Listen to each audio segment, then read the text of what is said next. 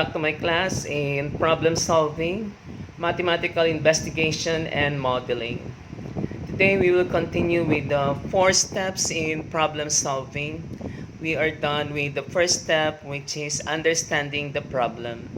And step 2 now is devising a plan to solve the problem. The second step in the POLIA model requires that the learner devise a plan for solving the problem. They should find the connection between the data and the unknown. By the end of this step, step 2, they should have a plan for the solution.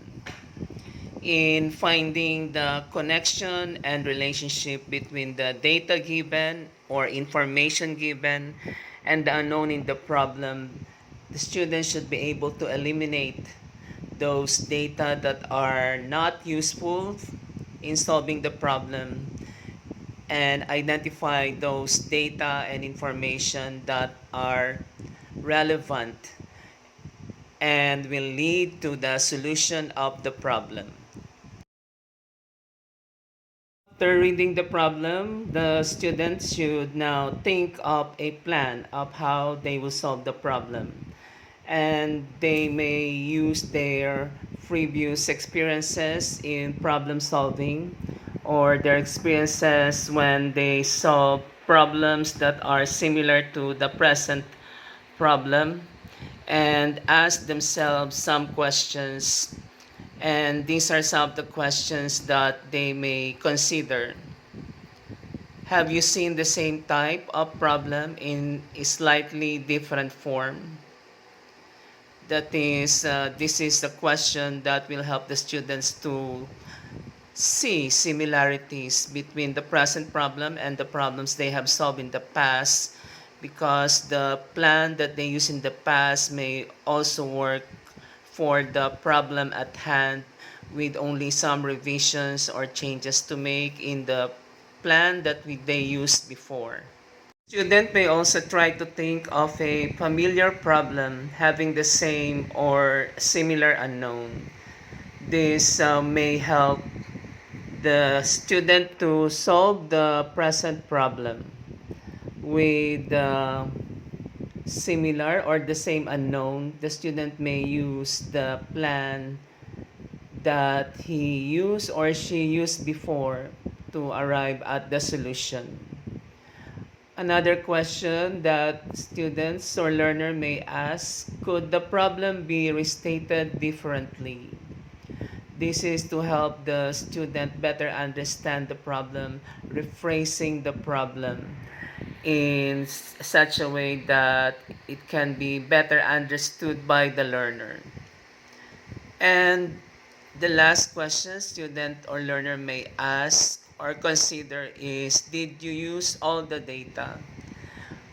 And answer to this question may be arrived at when the students successfully make a connection between the data and the unknown, and only those data or information that are connected to the unknown or may lead to the solution of the unknown may be used in the plan to solve the problem.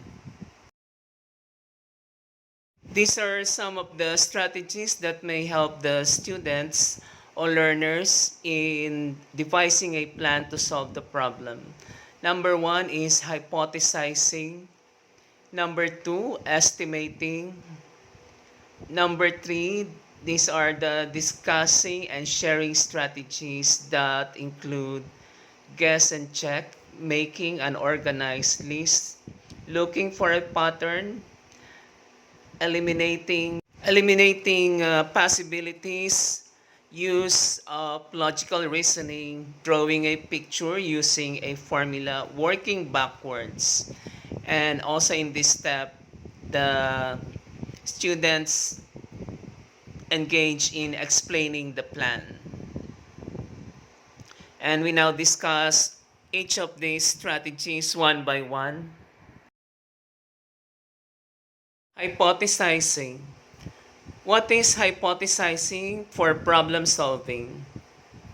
When hypothesizing, students are deciding on the best path for solving the problem.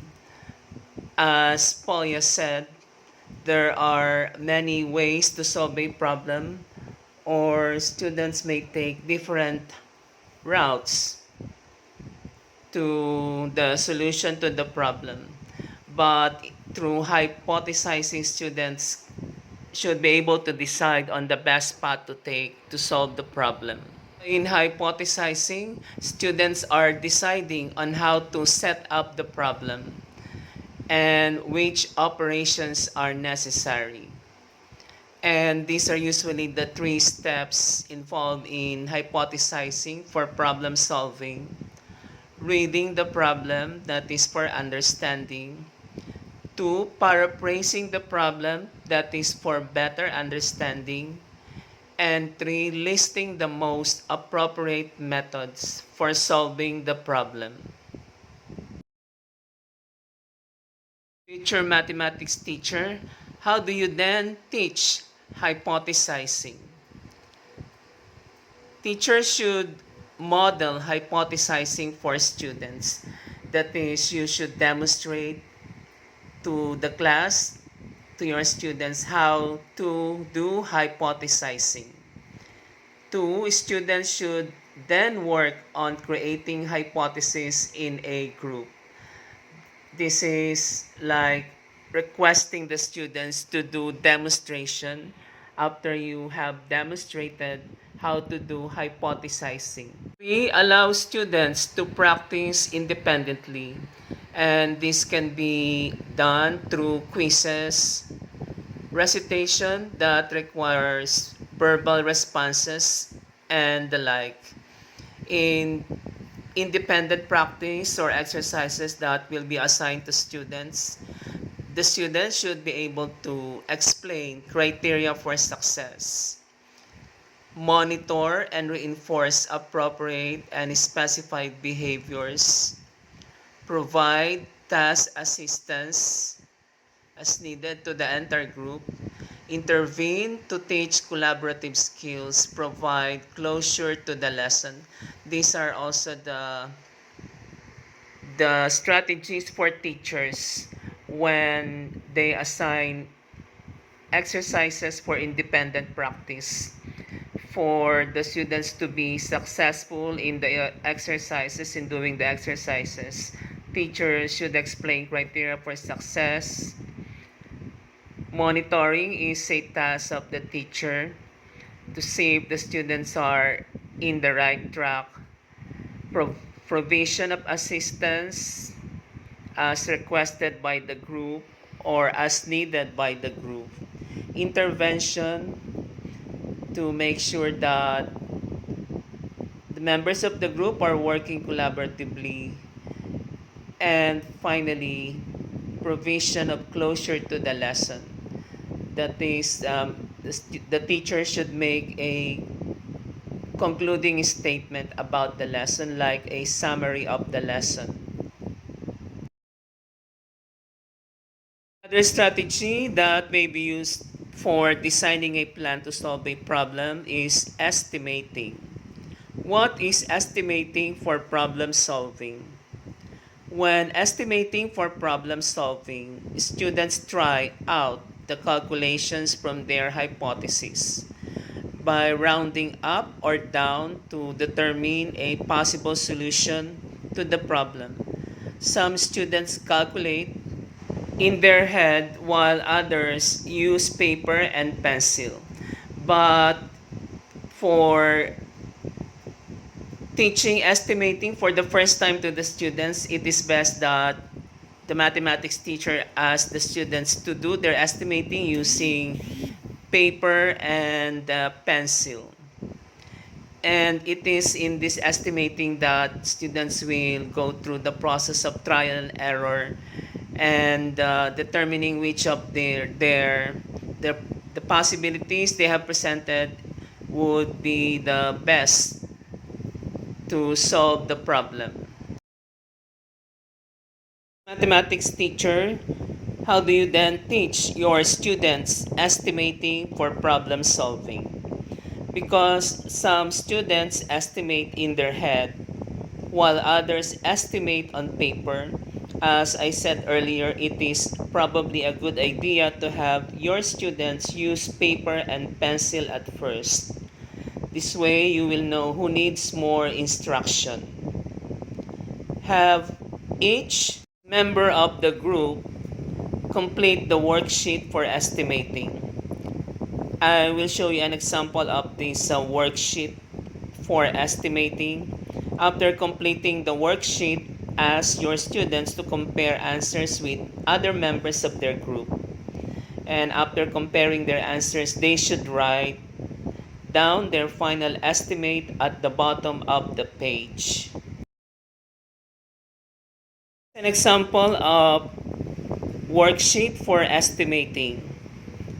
It's called Estimation Workspace for Problem Solving.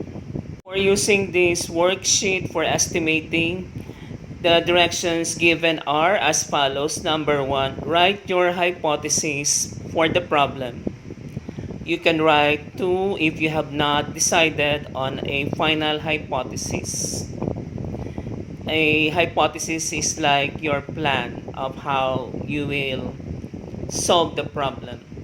Example of hypothesis: this is a problem on solution of linear equation, and hypothesis number one could be solve. No, first write the linear equation and solve the linear equation.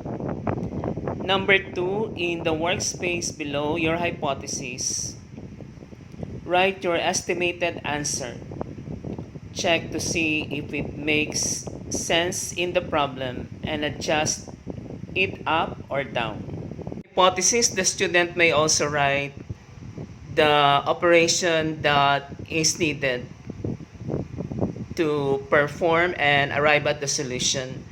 And in the possible solution number one and possible solution number two in the worksheet for estimating, the students may write two estimates, two possible answers for the problem, and then later on they will have to check if which of the two estimates would work or make sense in the problem, and based from that they will have to make adjustments whether to make the estimate higher or to make the estimated answer lower. When students are working in a group to decide on their plan to solve the problem, these are some of the strategies that they may use for discussion and sharing of their opinions and discussion of their plans. According to Polya, there are many logical ways to solve problems. And I already mentioned this earlier, there could be more than one alternative or way to solve a problem, or there could be one more than two routes to solve the problem. And as I already mentioned before, the skill in choosing which of the alternative ways to solve the problem is the best one to take because of its efficiency and effectiveness in solving the problem is gained through solving many different problems. And as Polya said, the skill at choosing an appropriate strategy is best learned by solving many problems. Students will find choosing a strategy increasingly easier with practice. Here are some of the possible strategies that students may use when designing a plan and discussing their plan in a group and sharing their opinions and ideas on how to solve the problem. These strategies are guess and check, making an organized list, eliminating possibilities, use of symmetry, considering special cases, use direct reasoning, solving an equation, looking for a pattern, drawing a picture, solving a simpler problem, using a model, working backwards, using a formula. Another strategy is being ingenious or innovative, original, creative, and resourceful. And the last strategy is considering extremes. Consider most of these strategies in detail with examples. Strategies for discussion and sharing of ideas and opinion is guess and check. What is it? Guess and check is a problem-solving strategy that students can use to solve mathematical problems by guessing the answer and then checking that the guess fits or satisfies the conditions of the problem. Mathematics teachers, how do you teach guess and check? Step 1, introduce a problem to students that will require them to make and then check their guess to solve the problem. Consider the following example. Ben knows 100 baseball players by name. 10 are Yankee, the rest are Marlins and Braves. He knows the names of twice as many Marlins as Braves. How many Marlins does he know by name? This particular problem will be solved not by using an equation but by guess and check. And in this strategy, the student will list all the possible combinations of number of Marlins, Braves, and Yankee and check if each combination will add up to 100 baseball players. Problem has been introduced in step 1. The teacher now will do step 2. In step 2, the student should find the key pieces of information needed to find the answer. This may require reading the problem more than once and or students paraphrasing the problem. For example, this is a student trying to make up something from the problem.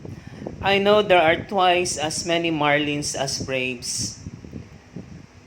There are 10 Yankees. The number of Marlins and Braves should equal 90. In this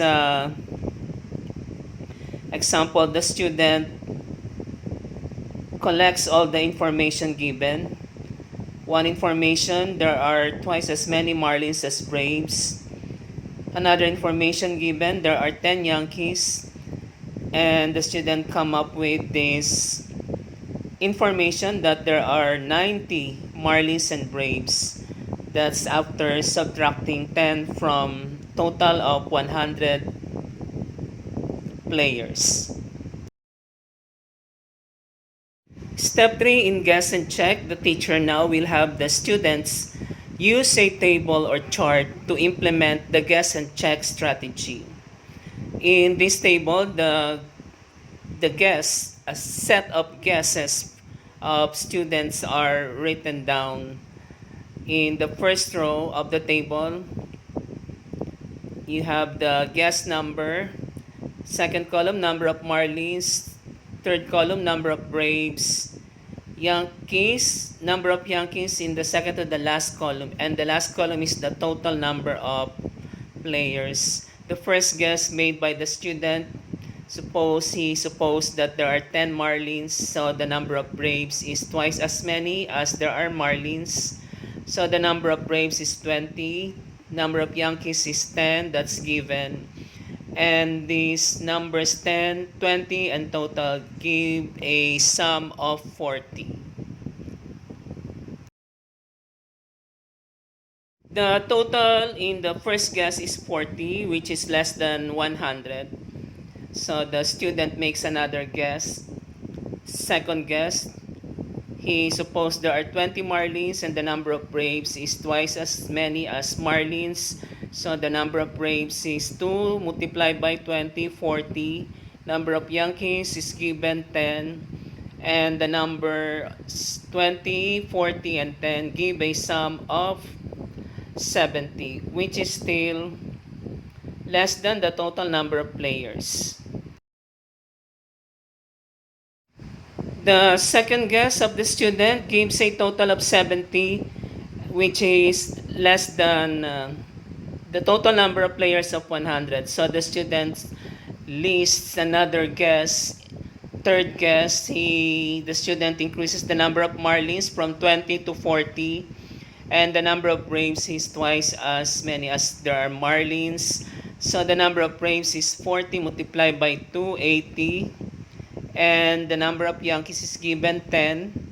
Now the numbers in the third guess 40 and 80 plus 10 when added together gives a total of 130, and this total now is more than the total number of players of 100. Total in the third guess is greater than the total number of players of 100.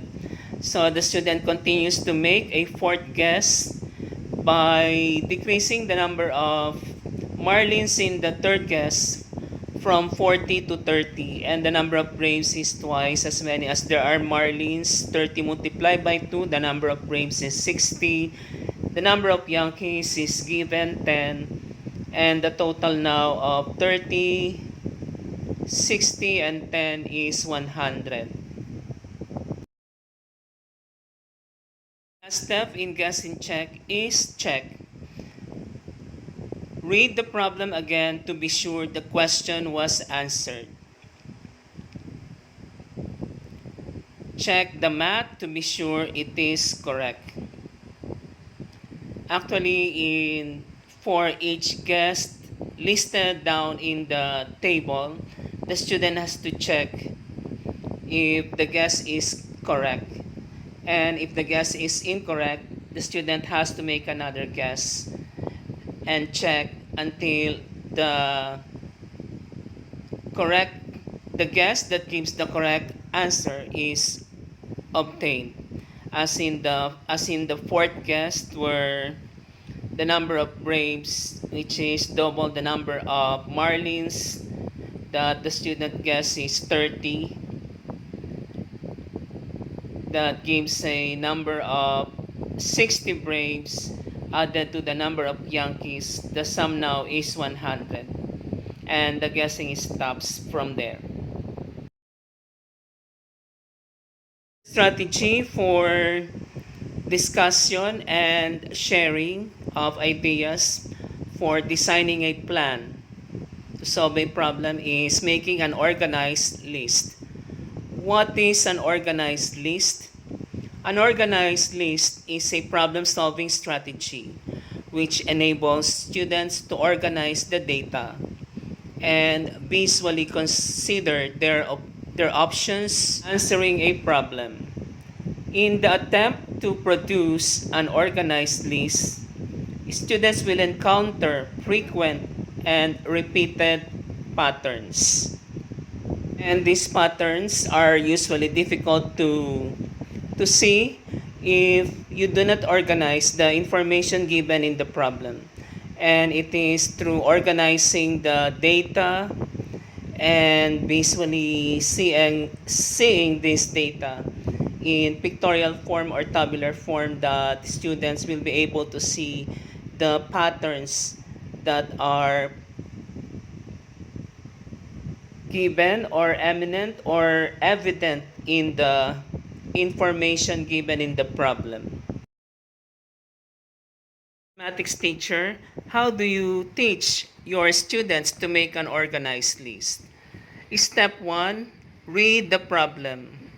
We take an example. The community of gnomes in the Magic Forest is upset because their forest is being bulldozed for a shopping mall. The little people are moving far to walk. They are going in the boats they made for from the bark of trees. Each boat can hold up to and including 100 grams and stay afloat. The gnomes come in 5 different weights: 60 grams senior citizens, 40 grams adults, 20 grams teenagers, 10 grams children, and 5 grams babies. What are the possible combinations of gnomes that can safely be put into a boat? Now the student will make use of the organized list to solve this problem. Step 2 in making an organized list, restate the question in your own words. And the student may ask this question: what are all of the combinations of gnomes that can go in the boat as long as one is a 60-pound gnome? Step 3, determine important information. And from the problem given, the student should know that weights of the gnomes and weight that the boat can hold are the important information given in the problem. The last step in making an organized list is to actually create an organized list. And in this the student may start with a 60-pound gnome and determine the other combinations of weights that would add up to 100 pounds, because the boat can accommodate only up to a maximum of 100 pounds.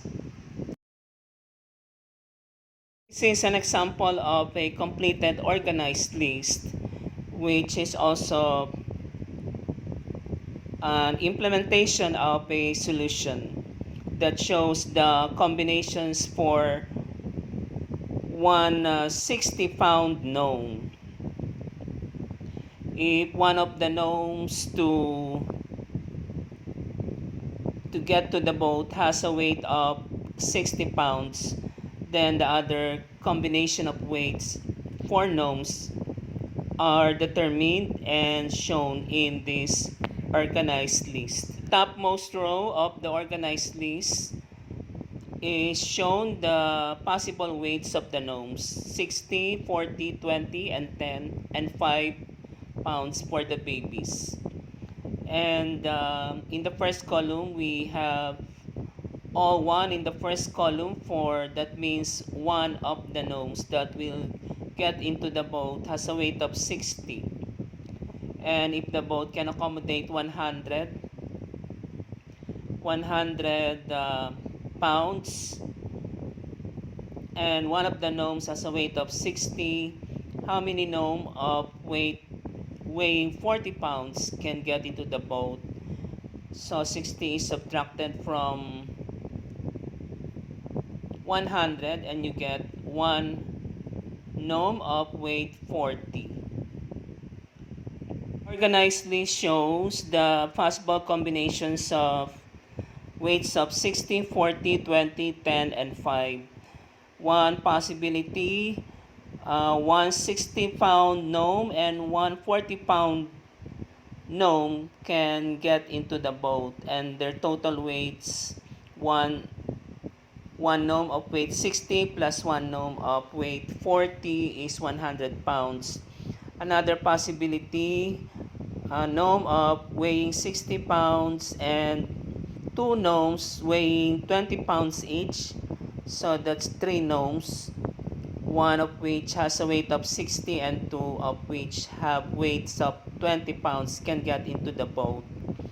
Another possible solution to the problem: a gnome of 60 pounds, one gnome of 20 pounds, and two gnomes of weighing 10 pounds each can get into the boat. So that's a total of four gnomes, one of which has a weight of 60 pounds, one has a weight of 20 pounds, and two have weight of 10 pounds each. Strategy for discussing and sharing opinions and ideas, looking for a pattern. What is a pattern? Some problems can be solved by recognizing a pattern. Making a table can help the students recognize the pattern. An example of this is a problem in a sequence of numbers or digits. You are asked to find the next digit in a sequence, and if the student can recognize the patterns in the sequence of numbers given, then the student can tell the next digit or the missing digit in the sequence of digits. To illustrate how to make use of looking for a pattern and how to teach students to look for a pattern, we consider the following problem. And the first step again is to read the problem. Daniel arranged loaves of bread on 6 shelves in the bakery. He put one loaf on the top shelf, 3 loaves on the second shelf, and 5 loaves on the third shelf. If he continues this pattern, how many loaves did Daniel put on the sixth shelf? In this particular problem, the student has to list down the given information and see what pattern is evident from the given information. Second step in making a pattern is make a table and look for a pattern. From the given information in the problem, one loaf is placed in shelf 1, 3 loaves are placed in shelf 2, and 5 loaves are placed in shelf 3.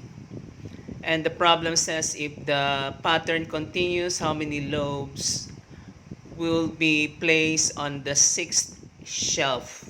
Recognizing the pattern from the table, the student can now answer the question in the problem, and the step 4 is solve the problem by adding 2 loaves from the third shelf to the fourth shelf. In the third shelf, 5 loaves are placed plus 2, 7. So 7 loaves are to be placed in the fourth shelf. And plus 2 again, 7 plus 2 is 9. 9 loaves are to be placed in the fifth shelf. And 9 plus 2 loaves again, 11 loaves are to be placed in the sixth shelf. Hence, Daniel has to put 11 loaves on the sixth shelf. And this answer was obtained by recognizing a pattern that is evident from the table. Strategy that may be used for step 2, designing a plan to solve the problem, is logical reasoning. What is logical reasoning?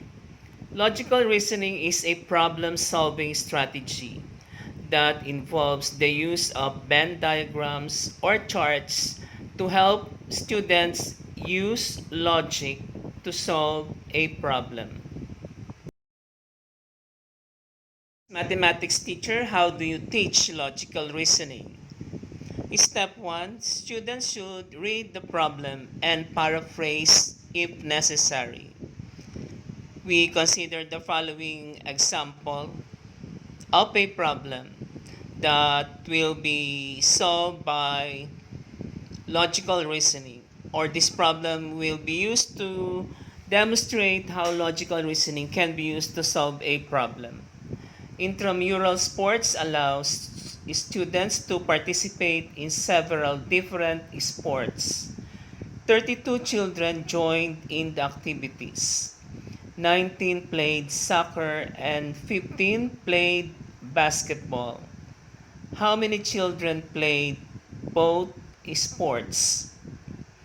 For this particular problem, we will use Venn diagram to plot the given information and eventually answer the question, how many children played both sports?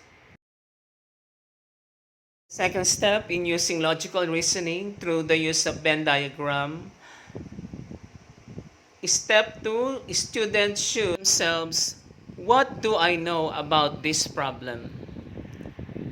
And by analyzing the problem, either through reading the problem more than once or paraphrasing the problem, the students should be able to say that there is at least one child who plays both sports, and there are some children who played only one type of the two given sports. The problem is asking for the number of children who played both sports. Then logic should tell the students that there is at least one child who play both sports. Three involves constructing a Venn diagram. A Venn diagram would be a logical way to sort the given information in the problem. Step 4, draw the Venn diagram. In this Venn diagram, we have two circles or ovals, and each oval represents a sport, or the oval that contains blue dots represent the sport soccer, and the oval that contains the red spots represents the sport basketball. And because logic tells the student that there is at least one student who played both the sports, soccer and baseball, then the ovals drawn in the Venn diagram intersect. There is a space or intersection of the two ovals, and this space or intersection of the two ovals represent the set containing the number of students who play both sports, soccer and basketball. The Venn diagram, the student may start by placing 19 counters inside the soccer circle and 15 counters inside the basketball circle. These 15 counters are represented by 15 red dots in the oval for basketball, and the 19 counters are represented by the blue dots inside the oval for soccer. But if the student does that, 19 plus 15 would be 34, but there are only 32 children who played the two sports. And the student is sure that there is at least one child who play both sports, soccer and basketball. If one dot is placed at the intersection of the two ovals for soccer and basketball, then we have to subtract 1 from 19 and 15, and that would give us 18 students who play soccer only and 14 students who play basketball only, and one student who played both sports, soccer, and basketball.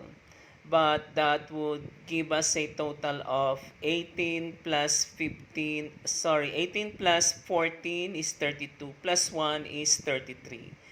And that is still more than the total number of children who played the sports. Try to put 2 at the intersection of the ovals for soccer and basketball. We have to subtract 2 from 19. That would give us 17. And we have to subtract 2 from 15. That would give us 13. That means 17 children played soccer only. 13 children played basketball only.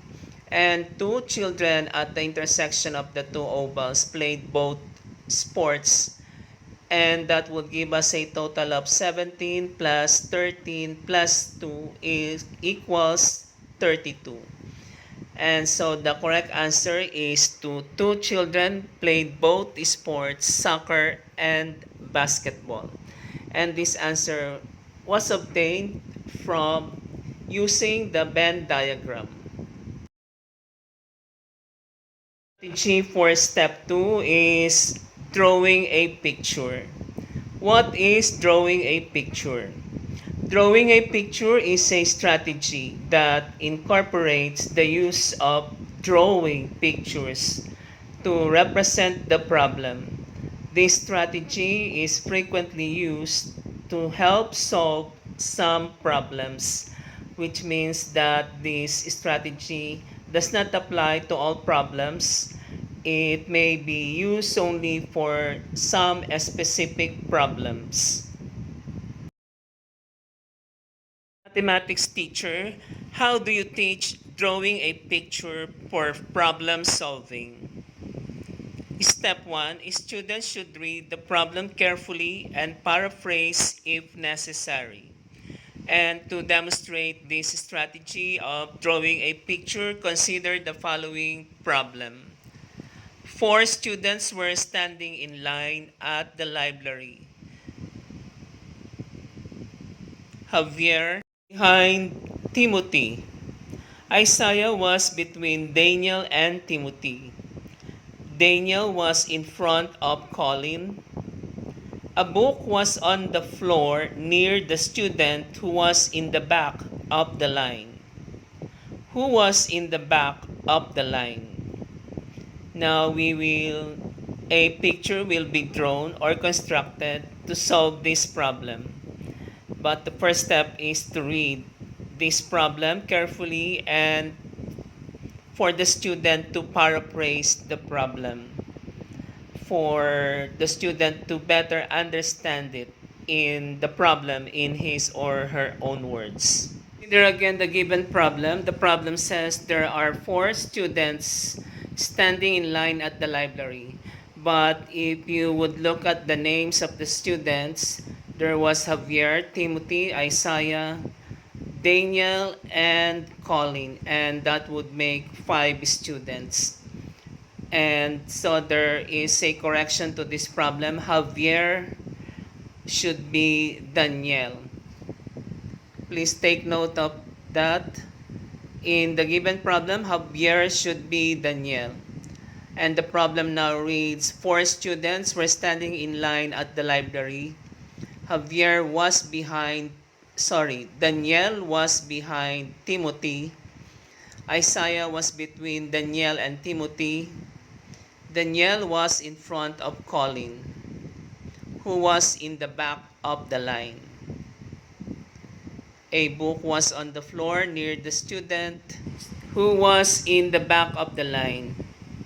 Who was in the back of the line. Actually, the second to the last line is not very useful to solve the problem because a book being on the floor has nothing to do with who was in the back of the line. So in understanding the problem, the student has to identify the information that are relevant and ignore those that are not useful for solving the problem. Step in using the drawing a picture strategy. Step 2, students should draw a picture that represents the problem. In the example given, we draw the line and the point at the left of the line represents the back of the line, and the point to the right at the rightmost end of the line represents the front of the line. And we start by plotting Daniel, represented by the color purple. Next, the student should draw the representation of Daniel being in back of Timothy. Because Daniel is in back of Timothy, Timothy is represented by the blue-green color and Timothy is in front of Daniel. That means Daniel, represented by color purple, is behind or at the back of Timothy. And now, add Isaiah between Daniel and Timothy. Isaiah is represented by the color yellow, but it should be capital I instead of T. So, Isaiah, represented by the color yellow, is between Daniel and Timothy. And last, we add Colin, and the problem says Daniel is in front of Colin. Hence, Colin should be behind or at the back of Daniel. This should be the complete picture that a student should draw. Daniel is at the back of Timothy, or Timothy is in front of Daniel, and between Daniel and Timothy is Isaiah, represented by yellow color, and Colin, and the problem says Daniel is in front of Colin. That means Colin is at the back or behind Daniel. The complete picture, step 3 now is for the student to answer the problem. And the answer is Colin is in the back of the line because Colin is behind Daniel and Daniel is at the back of the line. Initially, after we plotted Colin, who is behind Daniel, Colin now is in the back or at the back of the line. This particular strategy, drawing a picture strategy, a mnemonic device may be used for the students to remember the steps in drawing a picture strategy, and this is a letter mnemonic device STAR, where S stands for search the problem, that involves reading the problem and paraphrasing the problem. T stands for translate the words into picture or equation. For the drawing a picture strategy, T here stands for translating the words into picture. And A, after the picture is completed, answer the problem. And R stands for review the solution. The strategy for step 2, designing a plan to solve the problem, is using a formula.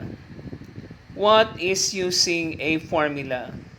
Using a formula is a problem-solving strategy that students can use to find answers to math problems.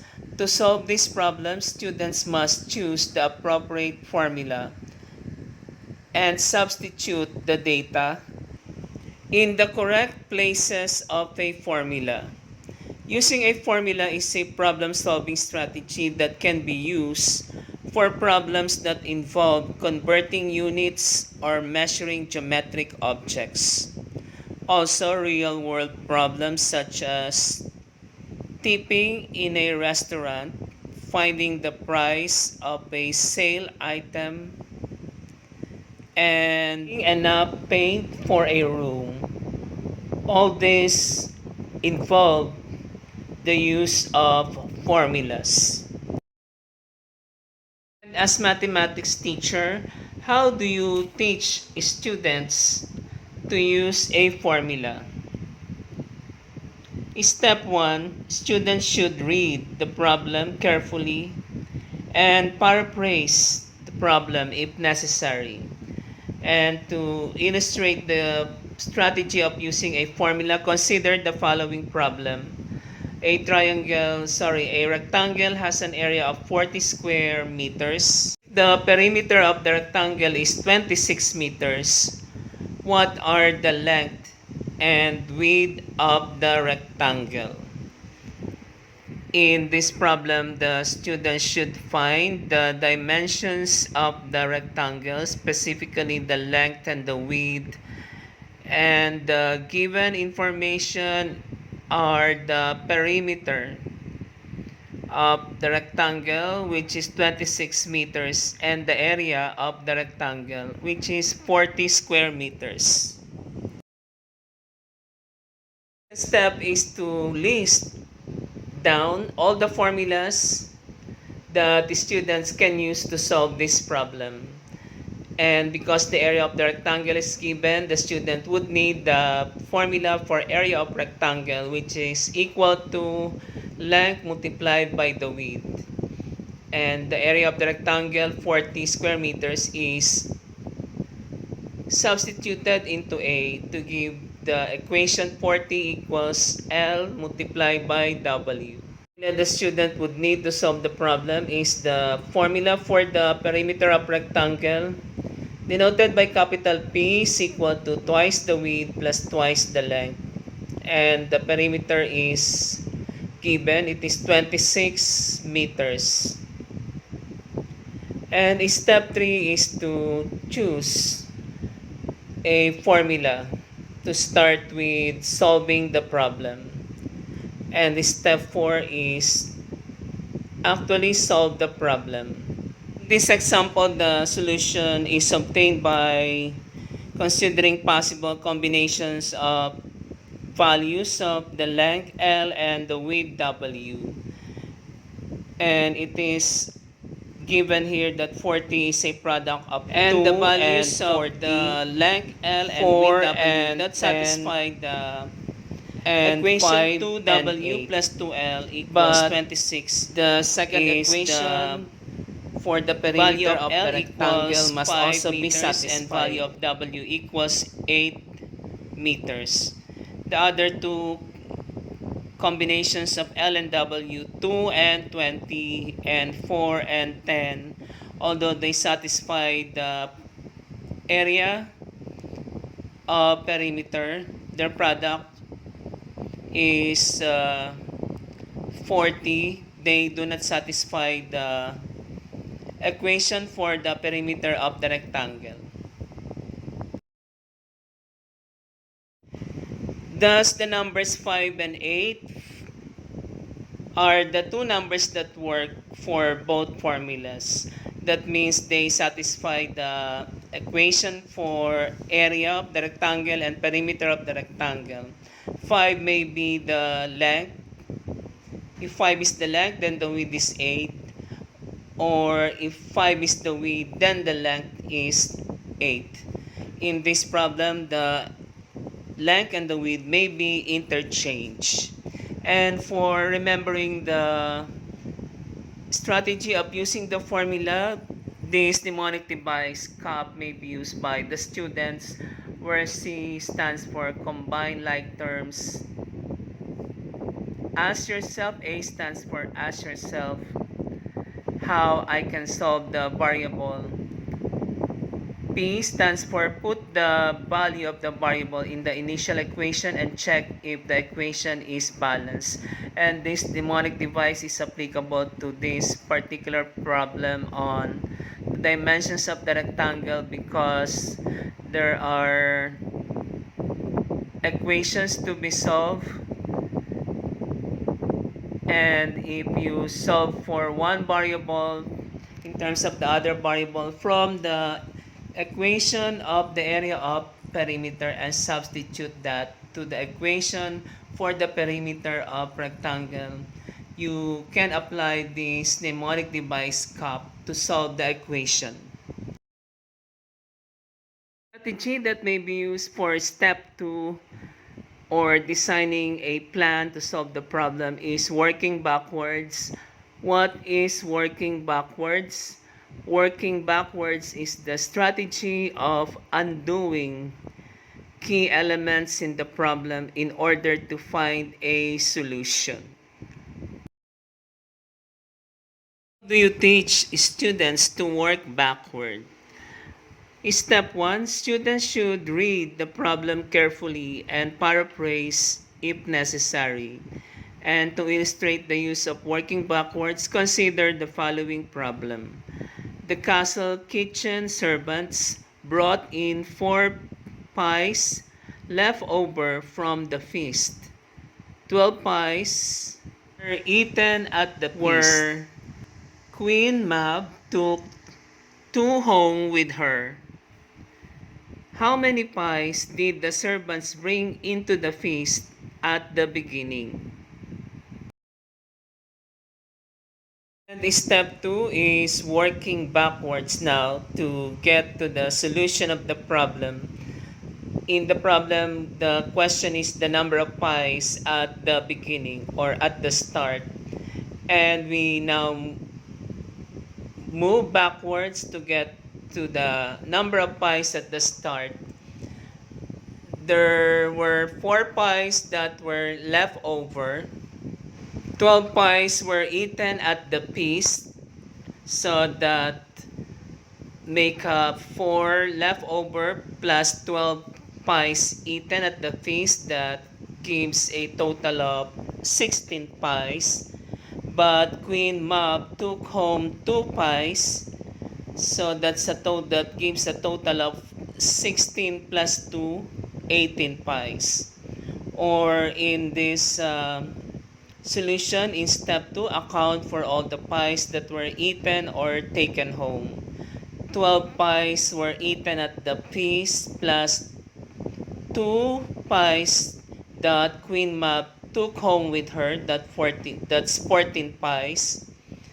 And then in step 3, add the 4 pies that were left over. From step 2, we have a total of 14 plus the 4 pies left over. And that gives 18 pies at the beginning. Note that in step 3, 14 plus 4 plus 18 should be 14 plus 4 equals 18. And step 4, solve the problem. The problem is already solved, 18 pies. There must have been 18 pies at the beginning of the feast. When students have completed designing their plan of solution or designing their plan to solve the problem, the students should be asked to explain the plan. After the students have reviewed all of the strategies and decided on a plan, they should write down the plan. This is good. This is a good time to have the groups share with the class. Some groups may have decided on different methods for solving the problem, and the insight may be helpful to students who were still uncertain of the plan. Mathematics teacher, how do you have the students explain their plan? These are some of the ways that students can share their plan or their ideas in solving the problem. Use chart paper and have the students write it down and hang it around the classroom. Allow the groups to come to the board and write or explain their plan. Ask each group to create a handout describing their plan. Use Microsoft Word or Publisher, or allow students to create a brief PowerPoint presentation explaining their plan. This completes our lesson today on the second step of problem solving, designing a plan to solve the problem. If you have question about the lesson today, please ask your question in the comments below. And thank you for joining me in my class today in problem solving, mathematics, mathematical investigation, and modeling.